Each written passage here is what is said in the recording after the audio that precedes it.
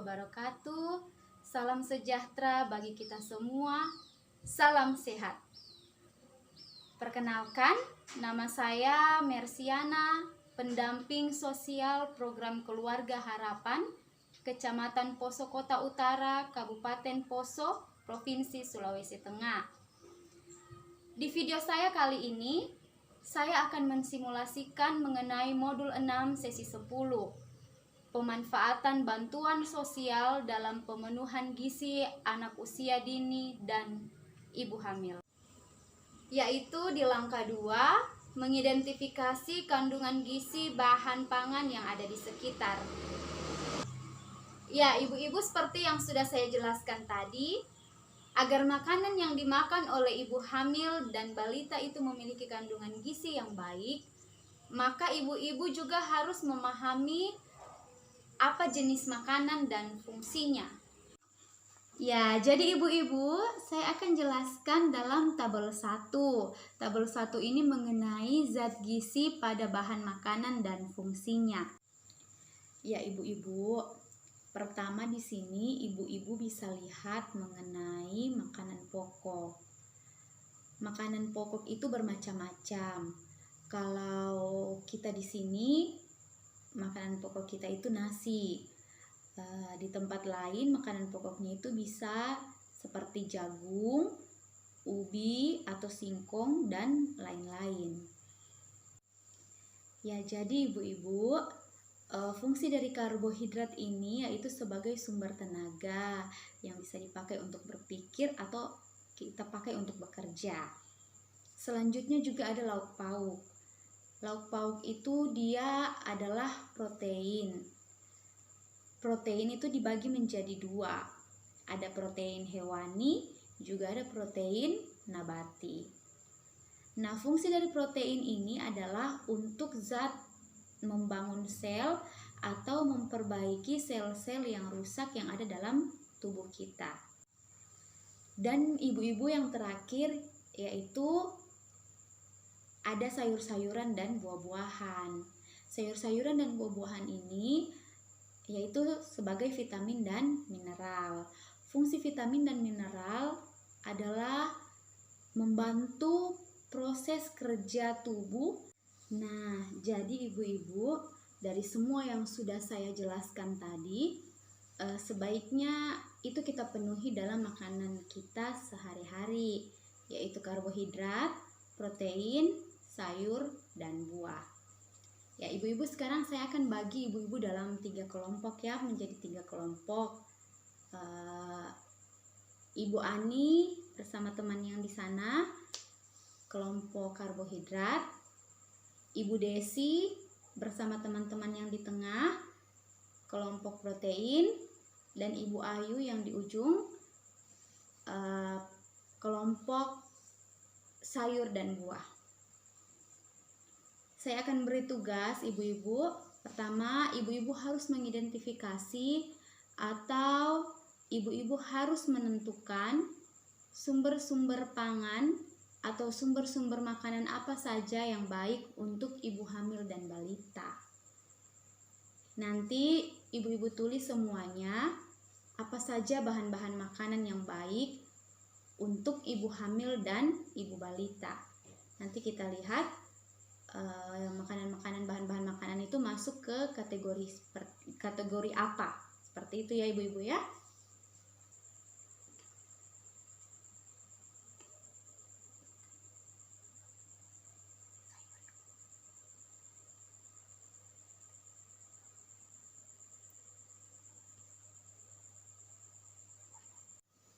Bagaimana ibu-ibu? Sudah selesai atau belum?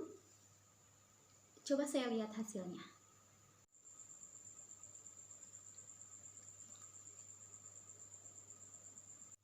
Terima kasih. Ya, jadi ibu-ibu, ini hasil dari kelompok karbohidrat ya. Ya, jadi di sini di kelompoknya Ibu Ani dituliskan tadi hasilnya mereka bahwa ada nasi merah, ada hati ayam, ada bayam, wortel, telur, pisang, pepaya, kacang hijau, tempe, dan tahu. Nah, sekarang ibu-ibu, kita akan mengelompokkan semua ini hasil dari ibu-ibu yang sudah ibu-ibu catat tadi dalam tabel isi piringku. Nah, jadi seperti ini ibu-ibu ya. Dalam satu piring itu usahakan sebisa mungkin ada lauk, buah-buahan, dan karbohidrat juga sayuran.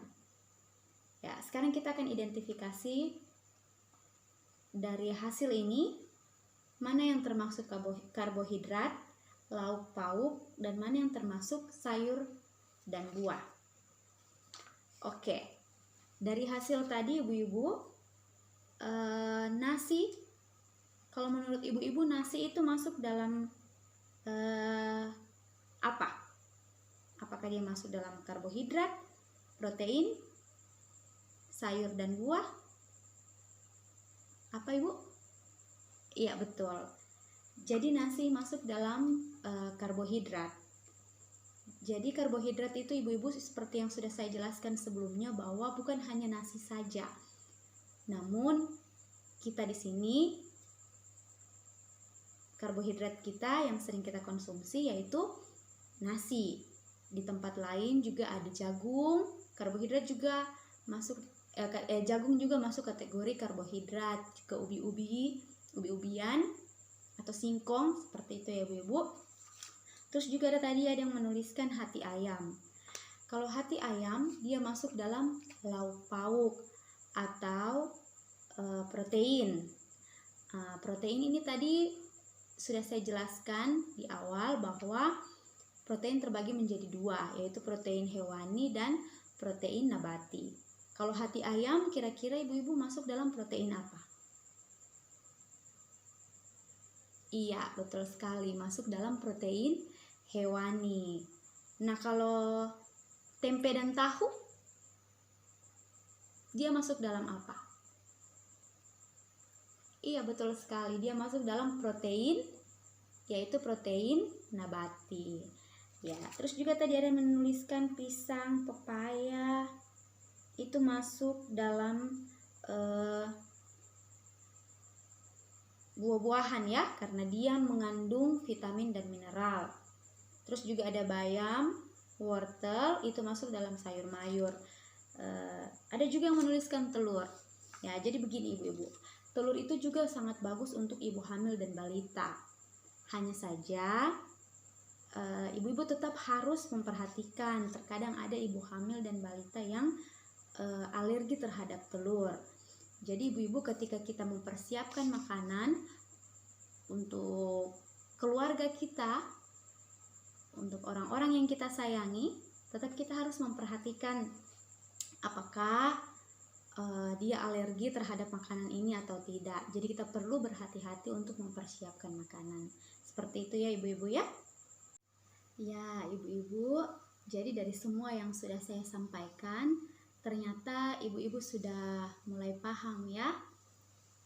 Ya, sekarang selanjutnya saya akan membahas mengenai 10 pesan menu gizi seimbang. Jadi ada 10 pesan menu gizi seimbang. Yang pertama yaitu kita harus mensyukuri dan menikmati aneka ragam makanan. Yang kedua, banyak makan buah dan sayur. Yang ketiga, biasakan mengkonsumsi lauk pauk yang memiliki protein yang tinggi. Yang selanjutnya yang keempat, biasakan mengkonsumsi aneka ragaman makanan pokok. Yang kelima, batasi mengkonsumsi makanan yang terlalu manis, yang terlalu asin, dan yang berlemak. Yang keenam, biasakan untuk sarapan pagi. Yang ketujuh, lakukan aktivitas fisik yang cukup dan pertahankan berat badan yang ideal. Yang kedelapan, biasakan minum air putih yang cukup. Yang kesembilan, biasakan membaca label pada makanan. Dan yang terakhir, yang kesepuluh, yaitu cuci tangan pakai sabun di air yang mengalir. Demikianlah video saya yang membahas mengenai langkah 2 modul 6 sesi 10. Semoga bermanfaat bagi kita semua. Terima kasih dan salam sehat.